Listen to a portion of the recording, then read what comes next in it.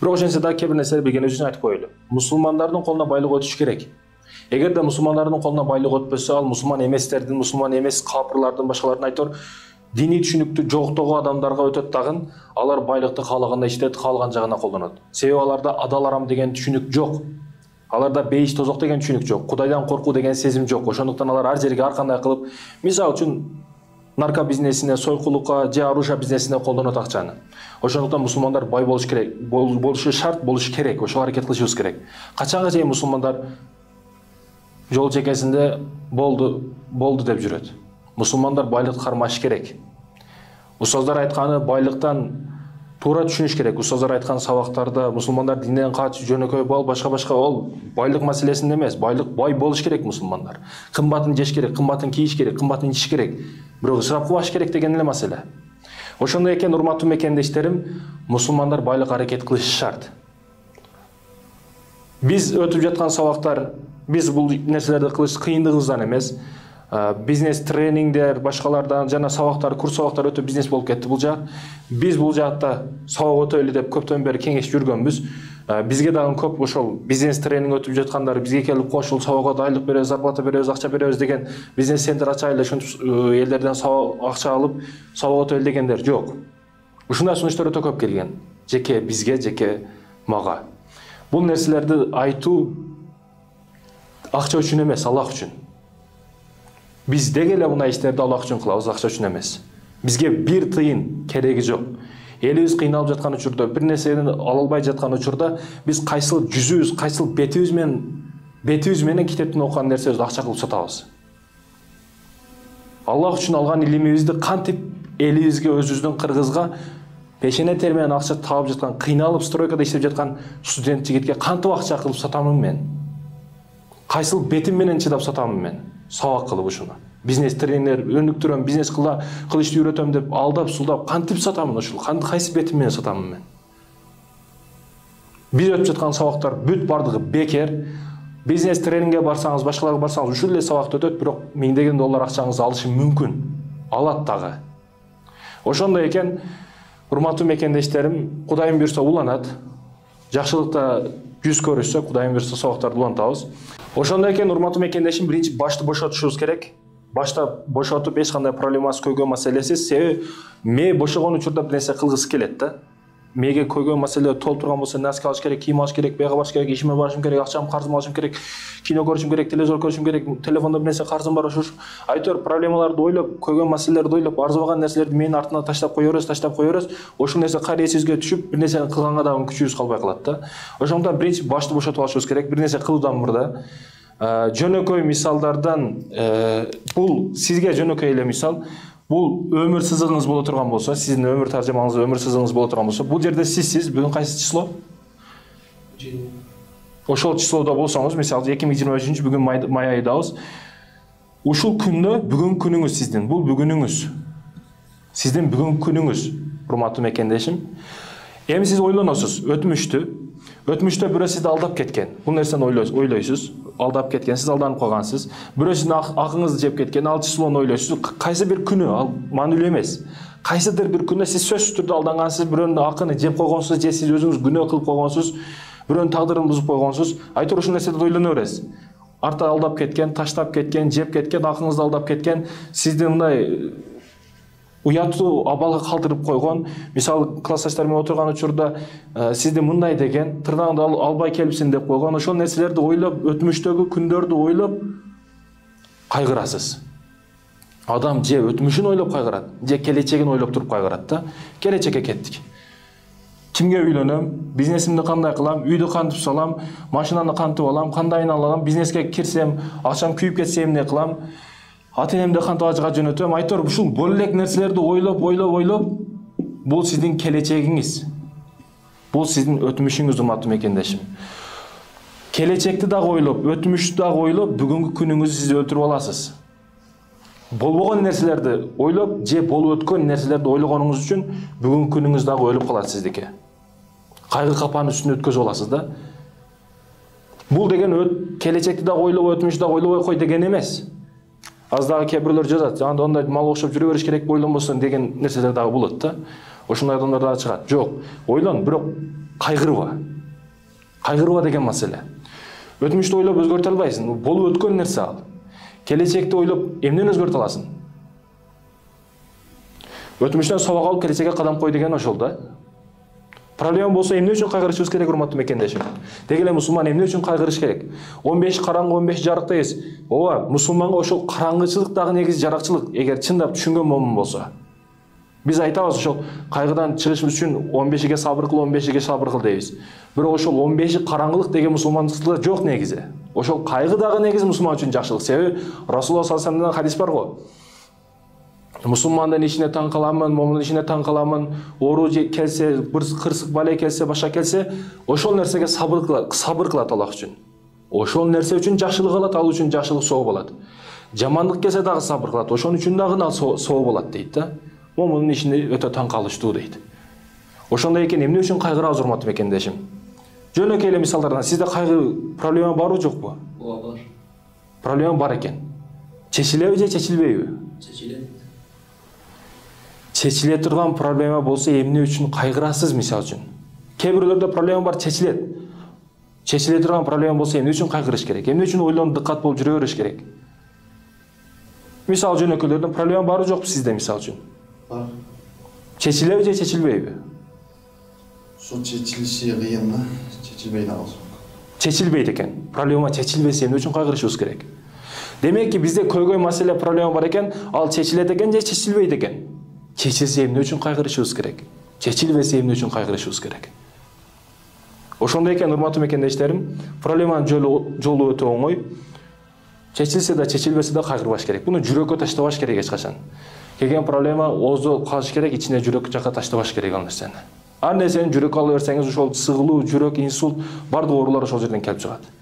Ичке таштай бербеш керек, урматтуу мекендешим. Жүрөк таза кырмаш керек, баш таза кырмаш керек.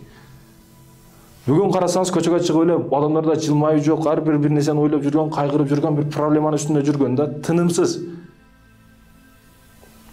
Анан чуркап келип эле Субханалла, алхамдулилlah, зикир айткан учурда жүрөктөр, мээлер бүт бошорот. Шаардагы бир тыгынды, шаардагы бир тездикти ошол зикир токтотуп калат да. Биз билбеген зикирде өтө маани, максат өтө көп. Пайда өтө көп бизде. Биз билбейбиз. Жөнөкөй Субханаллах деп чын жүрөктөн айтуу, бул жүрөккө дагы, мээге дагы кадимкидей эс алуу берет. Ошол тездикти токтотуп коет. Ошондон бул нерселерден чыгыштын оңой жолу дагы зикир экен, урматтуу мекендешим. Эми башка маселелерге өтсөк болот. Мээңиз тазарды, зикир аркылуу сыгылбай калдыңыз, кайгырбай калдыңыз, көйгөн маселелерден чыктыңыз, эми бир нерсени ойлонсоңуз болот да. Биз бир бизнес кылам дейсизби, же бир ишкана ачам дейсизби, эми ойлонсоңуз болот сиз. Таза ой кадамдарды ташташ бисмилла деп башталат. Бисмиллахир-рахманир-рахим. Адамдар коркушат. Ушул бизнести баштасам акчам күйүп кетсе, не болот, мындай болот, кандай болот деп. Биринчиси түшүнүп алышыңыз керек. Бир алтын эрежени түшүнүп алыңыз. Бизнестеги сиз эмнени жоготсоңуз дагы рызыкты Аллах берет да. Ушуну түшүнүп алыңыз сиздин. Акыйдаңыз ушул болсун, ишенимиңиз ушул болсун. Мен эмнени жоготкон тагдырымда дагы рызыкты Аллах берет. Адамдар бир барып кетип атып машинада бир нерсе кырсыкка учурап калса, ошондо шок, депрессия, стресс, башка оорулар ошол учурда козголот да. Жок, сиз алдындан даяр болуңуз.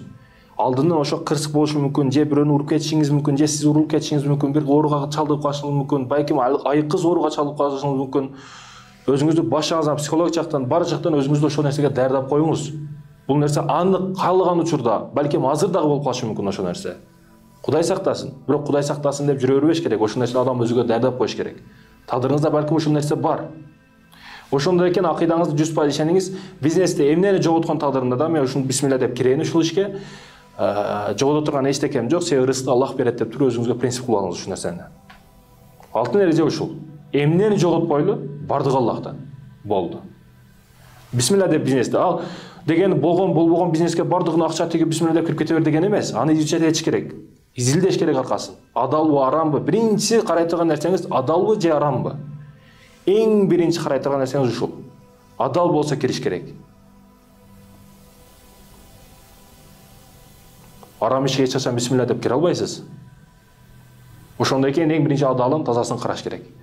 Андан кийин урматтуу мекендешим, коркпош керек.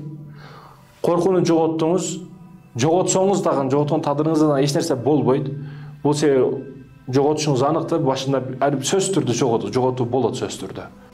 Ошондой экен, урматтуу мекендештерим, бул коркпош керек, коркуудан чыктык, көйгөй маселеден чыктык, башты бошоттук. Эми ушул нерседен кийин сиз бизнес кыласыз да, ушул нерседен кийин бизнеске аракет кыласыз. Ушул эрежени көргөндөн кийин сиздин өмүрүңүздү эсептеп көрөлү. Мисалы үчүн, сиз азыр Кыргызстанда орто эсеп $200 деп коелу айлык, $200, эми ага жетпегендер дагы өтө көп.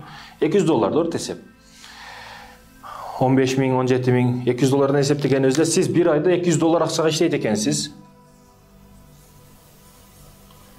$200 иштесеңиз, бул бир жылга көбөйткөндө канча болот? 2400. 2,5-2400 болот экен. Бир жыл иштеген акчаңыз сиздики $2400 болот экен да. Сиз бир жыл иштегениңиз $2400 гана болот экен. $2400 не берет азыр? Не келет? Бир машина келеби же жокпу? Мына кеңири ойлонуштун пайдасы. Мына бизнес кылыш каякта турат. $2400 боло турган болсо, эми ошону мисалы азыр орто эсепте 18-20 жашта иштешти баштайт жаштар. 20 жаштан 30, 40, 50, 60, 70 дагы дебейли, 60га чейин деп коелу. Бул жактан 20, 60, 60, 40 жыл болот экен. 40 жыл иштесеңиз сиз 2400'dü көбөйтсөк 40 жылга канча болот? 2440 көбөйтсөк $96 миң болот экен. $96 миң. Бул деген сиз 40 жыл иштесеңиз $96 миң иштейт экенсиз. 40 жыл эмгегиңиз сиздики $96 миң түзөт экен. $96 миң гана түзөт да. $96 миң эмне келет азыр? Сиз иштеп бүткөндөн кийинки 40 жылдан кийинки азыр 2023, 2033, 43, 63, 2063 жылы эмне берет $100 миң, $96 миң? Не келет? Азыркы өнүгүү, азыркы инновацияны эсептеп көрө турган болсок, сизге бир үй дагы келбейт. Сиз ошентип чогултсаң тагдырыңызда дагы. Мына бизнес кылыш каякта турат. Мына бизнестин пайдасы. Урматтуу мекендешим, ошондуктан сиздин өмүрүңүз $96 миң, $100 миң түзсө, сиз сөзсүз түрдө бизнес кылышыңыз керек экен да. Ошондуктан да диниңизде дагы соодада береке, бизнесте береке. Соода ошол кыргызчасы, орусчасы бизнес. Бизнеске аракет кылышыбыз керек, мусулмандар. Кармашыбыз керек рыноктарды, базарларды. Азыр мына карасак, күчтүү жерлерде, эски заводдордо, эски фирмаларда бүт башка орустар, башкалар отурат да. Биз кармашыбыз керек ушул жерлерде. Ошондой экен, урматтуу мекендешим, бизнес тармакты өнүктүрүшүбүз керек. Бул жер толук бүткөн жок. Сиз $200 иштешиңиз үчүн, урматтуу мекендешим, айына $200 чогултушуңуз үчүн сиз, урматтуу мекендешим, бул жерде $500 иштешиңиз керек айына. $500 иштебесеңиз сиз $200 чогулта албайсыз. Себеби ортодо продукт кылышыңыз керек, жешиңиз керек, эки жака чыгасыз, өзүңүз саякаттайсыз, бала чака дегендей, семья дегендей, расходуңуз жөнөкөй. 200 сом салып коесуз, мисалы үчүн жумасына. Эсептеп көрүң. 4 жумада 800 сом, 1000 сом инсан өзүнө кетип атат. Ошондой экен, урматтуу мекендешим, өтө катуу ойлонушуңуз керек, изучать этишиңиз керек бизнес тармагын. Сиз $200 качан чогултасыз? Сиз $500 тапкан учуруңузда. Ортодо кырсык бале болуп калат, сыгылуу болуп калат, апаңыз ооруп калат, же бир эч нерсени токтото албай турган, акчаны 100% бере турган жерлер чыгып калат да. Ошондой экен, урматтуу мекендешим, бизнес кылыш керек. Бул азыр орто эсепте сиздин өмүрүңүздүн аяга чейин кандай иш кыласыз, эмне кыласыз, эсебин чыгарып койдук. Эми ушул нерсени бизнеске алмаштырып көрөбүз. Азыр бул сиздин айлыкка иштегениңиз, эми ушуну бизнеске алмаштырып көрөбүз. Кандай болот, не болот көрөбүз. Ушул нерсени айтуудан мурда бир нерсени түшүндүрүп айтып коюшум керек. Эгерде сиз, урматтуу мекендешим, башка жерден бир нерсе алып келиш колуңуздан келбесе, башка өлкөдөн, Европа, Кытайдан бир нерсе алып келип, Кыргызстанга рыногуна алып кириш колуңуздан келбесе, сертификат алыш керек, куәлик алыш керек, анан аркадан чуркаш керек, договор түзүш керек, магазиндерге барып келишим түзүп, аларга магазинге товарды коюш керек. Бул өтө кыйын маселе. Анан кабыл алышы дагы өтө кыйын. Мисалы, бул нерсе кыйын сиз үчүн. Тааныш билишиңиз жок, башка жок, эми шылтоолорду табасыз өзүңүз. Бул нерсе колуңуздан келбесе, эми не кыласыз? бир нерсе ойлоп табуу колуңуздан келбеди, бир нерсе кылыш сырттан алып келиш колуңуздан келбеди. Эми бизнес кылышыңыз керек сөзсүз түрдө. Бардык бизнес кылынган. Аз шылтоолордун шылтоолордун эң чоңу ушул. Мен бир бизнес кылайын десем кылынып калынган, аны адамдар ойлоп таппаганы калбады, бул нерсе кылынып коюнган. Жок, бул шылтоо жөн гана. Кылынган нерседен кылына элек нерсе көп. Ойлоп табылган нерседен ойлоп табыла элек нерсе көбүрөөк. Шылтоолор жалкоо ар дайым шылтоо таба берет. Бекерчи жалкоо адам ар дайым шылтоо таба берет. Кылам деген адам жол табат, кылбаймын деген шылтоо табат. Шылтоочуга миң шылтоо, ачыгын айтканда. Ошондой экен, урматтуу мекендешим, шылтоолордон алып жалкоолукту таштап, эми бизнеске аракет кылыш керек да. Качанга чейин жатасыз? Качанга чейин мусулмандар жатат ушинтип? Жок, ойгонушубуз керек кичине. Көздөрүбүздү мачтай ачышыбыз керек. Бул жаат, бул места бош калып кетип атат. Башка адамдар ээлеп калбаш керек. Биз бербешибиз керек бизнес чөйрөсүн. Бардык нерсе ээленип калынган, бардык нерсе кылынып калынган дебестен, кошунаңыздын 20 та банясы болсун. Сиз 21-чи баня кылып ача бериң. Ага барбаган адам сизге келиши мүмкүн. Сизге келбеген ага барышы мүмкүн. Тобокел риск дегени 10 контейнер болсо 11-чи кылып ача берсен, клиент келеби же келбейби, ал Аллахка тобокел. Ал Аллахтын иши. Сен колдон келгенин кылып койдуң. Клиентти жибереби, жибербейби, ал Аллахтын каалоосу, Аллахтын иши. Сен колуңдан келгенин кылып кой биринчи. Адамдар ушундай. Аш кылып ишим жүрүшүп кетсе, өнүгүп кетсем аш кылып берем дейт. Жок, сен биринчи ашты кылып бер, андан кийин Аллах берекесин берет. Сен биринчи бер, андан кийин бале кырсыктан сени сактайт. Баш көз менен садака дейт, жоголгондон кийин. Жок, сен жоголгонго чейин садака кыл, андан кийин жоголбойт. Бизнес тармагы ушундай, урматтуу мекендешим, жоготуудан коркпош керек. Жоготуудан коркпош керек. Энелер балдарын жоготкон үчүн чыдап жатат да. Эне ал. Эне бирок чыдап атат. Сиз көп нерсеге чыдайсыз. Ошондой экен, эрктүү болуңуз, урматтуу мекендешим. Кээ бирөөлөр товарыңызды жамандап кетет. Качествосы жаман, башка жаман деп. А кээ бирөөлөр ошол товарды жетпестен издеп жүргөн болот. Көзгө сүртүп алып кетет ошол товарыңызды. Мына бизнестин пайдасы. Ошондой экен, урматтуу мекендешим, бул жерде муну кылып коюптур дебестен кыла бериш керек. Аллах сизге дагы берекесин бере берет. Бирок коркпош керек экен, бисмилла деш керек экен деп туруп болбогон нерселерге акчаны тегип салат деген эмес бул. Ошону изилдеп, аркасын изилдеп, артында ким турат, эң биринчи карай турган нерсе адал арам маселеси. Адалды кылыш керек. Арам болсо качыш керек ал нерседен. Жөнөкөй эле мисалдардан, мисалы урматтуу мекендешим, карап көрө турган болсок, жолдордо, көчөгө, жолго эле чыксаңыз, сиз күнүнө жеп жүргөн мороженалар. Морожена бизнеси өтө күчтүү. Ошонун түрү дагы бар да. Куйма морожена, жей турган морожена, музак морожена, музат берет да. Ар түрдүү мороженалар бар. Сиз кантип ойлойсуз ошолор канча иштеп атат бир күндө деп? Мисалы ошолордун 10 филиалы бар. 20 филиал кылып алгандар бар. Филиалдар өтө көп. Жөнөкөй эсептеп көрө турган болсок, бизнес өтө көп. Ошол бир жөнөкөй эле ошол нерсеси 50 миң, 60 миң турушу мүмкүн. Кытайдан келет. 50 миң, 60 миңге бизнес баштаса болот экен да. Ал пайдасы, сизге келе турган пайдасы 100% 2-3 миң сом болот. 2-3 миң сом сизге пайда берет. Баткенде өрүк жер менен жексен болуп жатат. Керек учурда эч ким тербей коет, көп болгон жылдары. Ошону терип келсеңиз, мына сизге шербет бизнес. Урматтуу мекендешим, шербетти мисалы 50 сомдон сатсаңыз, эң арзан суу 50 сом болуп калат экен да, ошондой шербетиңиз. Азыр суулар да 70 сом кымбат ошондой. Сиздики даамга карайт да, урматтуу мекендешим. Эгер качество болсо, жакшы нерсени адамдар издеп туруп жейт. Өзгөн күрүч, мисалы жакшы күрүчтөр, Ташкент күрүчтүн өз жакшы күрүчтөр ошол өзүнүн элден, ошол өзүнүн жеринен чыкпайт сыртка. Өздөрүнүн эле танап жакшы күрүч чыгарбайт. Жакшы нерсени чыгарышпайт. Жакшы нерсени адамдар изилдеп жейт. Мисалы чубак устазын сабагы болуп мечитте, кычыкта бир каяктагы мечитте болсо да адамдар ошончолук чогулуп барат. Эмнеге? Ал жерде алтын сөздөр чыгат да, ошон үчүн. Эч ким айтпаган нерселер айтылат ал жерде, ошон үчүн барышат ал жерге. Сабак алышат ал жерден. Эч ким бербеген принципте сабак берет устаз. Мисалы үчүн ошондой. Ошондой экен, сизден чыгарган нерсеңиз өтө күчтүү болсун, качествосы өтө сонун болсун, сенасыга адамдар маани бербей калат. Бирок ошентсе дагы арзан кылып чыгардыңыз сиз.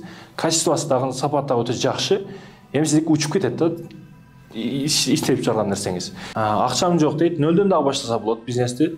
Сөз түрдө акча болбош керек. Бир байкем айтат. Мен сааттын ортосунда турган жүгүртөгүмүн дейт. 1 сом акча салбайм, бирок акчаны мен жүргүзөм дейт да.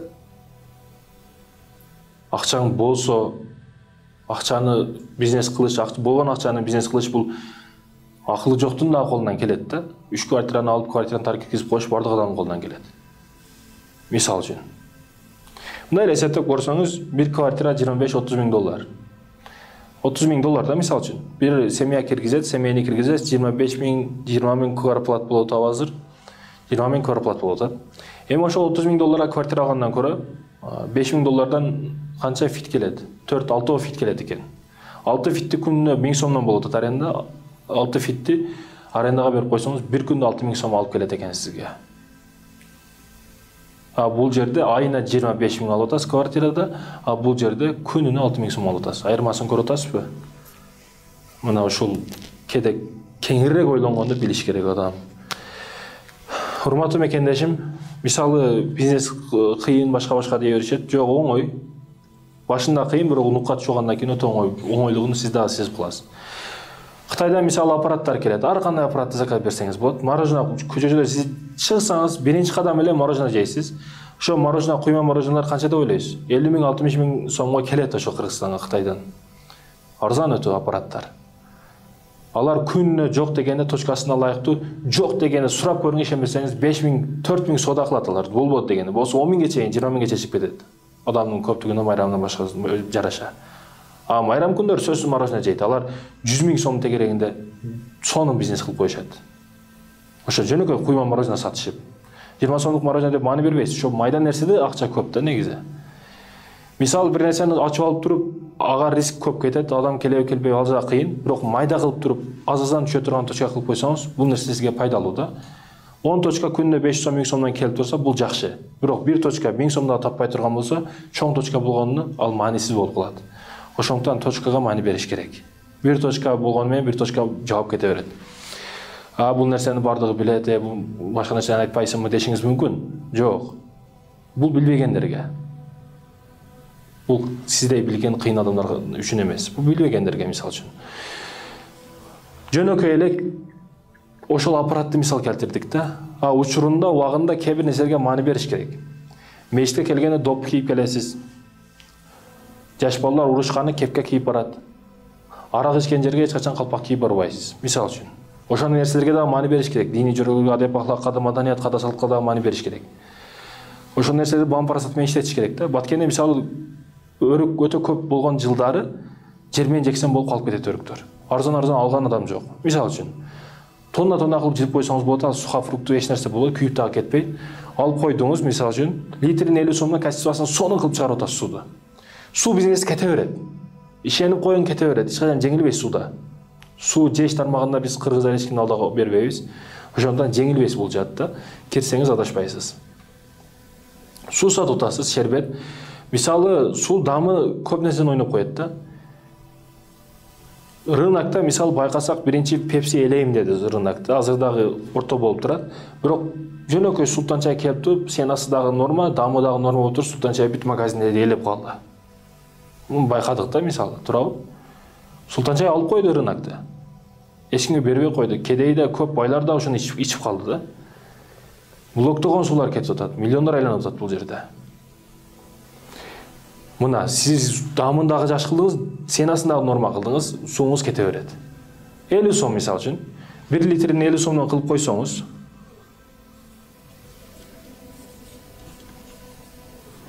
1 литр 50 сомдон болду. 5 литр, 10 литр. Бирок сиз бир точка кыласыз, башында бир точка кылып өзүңүз баштайсыз. Бир точкадан жок дегенде 50 литр сатасыз. 50 канча болот? 500. 50 литриңиз канча болот? Канча сомдун тегереги болуп калат?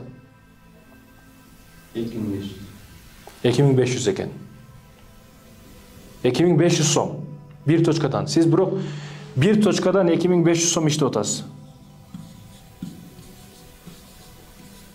2500 сом бир эле точкадан. А сиз ушундан 10 точка кылсаңыз канча сом болот? Сому канча сом болот? 25. 25 000 сом болуп кетет экен.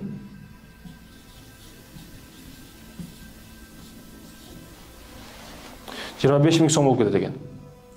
Мына бизнес кылыштын кылбаштык пайдасы. Бая сиз өмүрүнүн акырга чейин эсептеп чыгарганыңызда сиз 96 000 долларга иштейсиз, а бул жерде сиз 25 000 сомго бир күн иштеп коюп атасыз. Бизнестин пайдасы ушул. А 25 000 сом дегени, урматтуу мекендешим, бул точкасы, 10 точкасы. Мунун чыгашасы бар албетте. 10 000 бул жерден 10 000 гана расходко чыгарып коелу, ошондо кошумча ашымча башкачасы менен чыгарып койгон тагдырдан 15 000 сом сизге таза пайда кылып атат. Ошондой экен, урматтуу мусулман биртугандарым, бизнеске аракет кылайлы. Мен бул нерсени кыйындыгынан же күчтүүлүгүн айткан жок. Мен ушинтип ойлойм жөн гана. Мен ушинтип ойлойм. Кабыл алыш, амал кылыш бул сизден. Ошондой экен, урматтуу мекендешим, биз күйгөндүгүбүздөн мусулмандарга бул нерселерди айтып чыгып атабыз. Бул акча эмес, бизнес тренинг эмес, башка эмес. Бул бизнес эмес, биз айландырып аткан система эмес. Бул Аллах үчүн кылып аткан биздин сабактарыбыз жөн гана. Ахиретте Аллах өзүнүн сообун иншалла.